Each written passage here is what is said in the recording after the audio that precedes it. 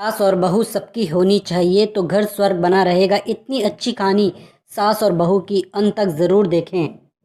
मेरी शादी तो हो गई लेकिन दिमाग में हर वक्त मम्मी जी के शब्द तुम्हें बहू जैसा प्यार दूंगी गूंजते रहते थे। इसलिए मैं मन ही मन डरी हुई थी। मैं आनंद से इस बारे में बात नहीं कर सकती थी क्योंकि मुझे डर था कहीं आनंद ये ना समझ बैठे। शादी होते ही मैंने मम्मी जी के खिलाफ उनके कान भरना शुरू कर दिए। इसलिए मैंने मन ही मन फैसला लिया था कि मैं अपना हर काम इतना परफेक्शन से करूंगी कि मम्मी जी को शिकायत का मौका ही नहीं मिलेगा। जब शिकायत का मौका ही नहीं मिलेगा तो वह ललिता पवार नहीं बन पाएगी। इस बात का मेरे ऊपर इतना असर हुआ कि मैं हर वक्त डरी डरी सी रहने लगी। आनंद ने भी 2-3 बार प्रेम से पूछा, क्या बात है तुम खुश नहीं दिखती? मैं किसी ने कुछ बोला क्या? मैं उन्हें क्या बोलती, मैंने इतना ही कहा। नहीं, ऐसी कोई बात नहीं है। नया घर, नया वातावरण, सब कुछ नया होने से शायद मैं अपने आप को एडजस्ट नहीं कर पा रही हूँ। धीरे धीरे सब ठीक हो जाएगा। मम्मी जी पापा जी भी मेरा बहुत ख्याल रख रहे थे, हर वक्त बहुत प्यार से पेश आते, लेकिन मेरे मन में जो बहू जैसा प्यार की गांठ बन चुकी थी वो निकल ही नहीं पा रही थी। सब लोग कहते हैं ना कि शादी के बाद कुछ दिनों तक ससुराल के सभी लोग अच्छे से ही रहते हैं। असलियत तो धीरे धीरे सामने आती है। अभी तो शुरुआत है। यह लोग प्यार जता रहे हैं, धीरे धीरे मेरा मन इन्हीं सब शंकाओं से ग्रस्त रहने लगा। शादी के 8-10 दिनों बाद की बात है। मैं चाय बनाने के लिए दूध के डब्बे में से दूध निकालने लगी तो न जाने कैसे क्या मेरे हाथ से डोंगी बराबर पकड़ी नहीं गई और डब्बा हाथ से छूट गया। पूरा का पूरा गरम गरम दूध नीचे गिर गया।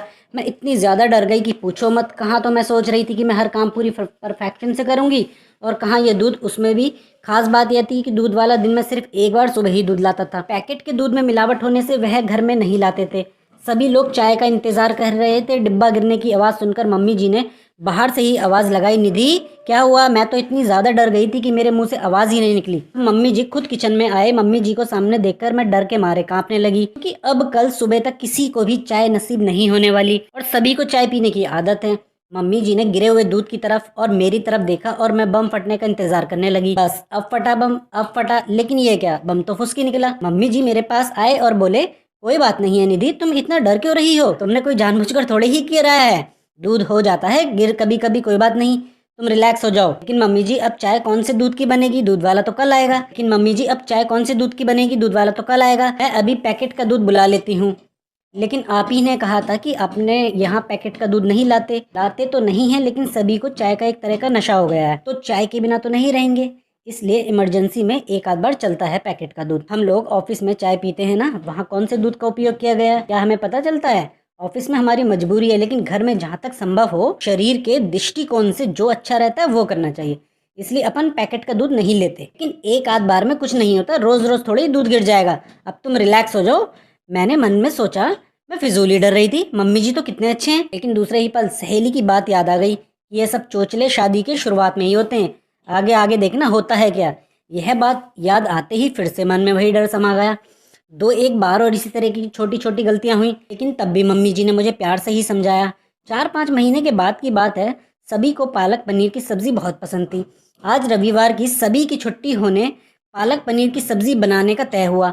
सब लोग खाना खाने बैठे तो जैसे ही इन्होंने पहला कौर मुंह में लिया तो बहुत बुरा मुंह बनाया और एक घूंट पानी पीकर बोले कि आज सब्जी में डाला है कि नमक में सब्जी डाली है? आज डबल नमक है सब्जी में।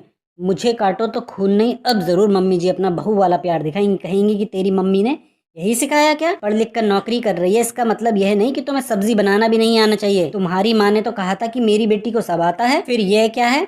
मैं ये सब सोच ही रही थी कि इतने में मम्मी जी ने मुझे जोर से झंझोड़ा, निधि क्या हुआ? तुम कांप क्यों रही हो, रो क्यों रही हो? कुछ नहीं, वो सब्जी मम्मी जी, सॉरी। न मालूम आज कैसे नमक ज्यादा हो गया। सब लोग खाना कैसे खाएंगे? चटनी और अचार है ना, खा लेंगे। तू घबरा मत, लेकिन आगे से सब्जी बनाते वक्त थोड़ा ख्याल दिया कर। दोपहर में जब मैं और मम्मी जी अकेले थे तब वो बोली, शादी हुई है तभी से मैं देख रही हूँ कि तुम फ्री नहीं लग रही हो। ऐसा लगता है कि कहीं खोई खोई सी डरी डरी सी लगती हो।